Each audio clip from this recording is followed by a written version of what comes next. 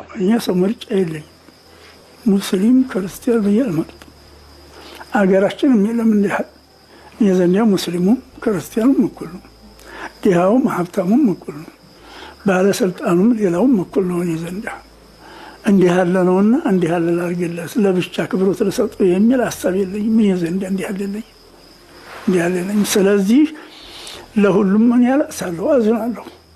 ምን ያልባች ይሄ ይሆናል እንጂ ያበላሁት የለኝ፣ ያጠጣሁት የለኝ፣ ገንዘብ የሰጠሁት የለኝ፣ የዋልኩለት የለኝ።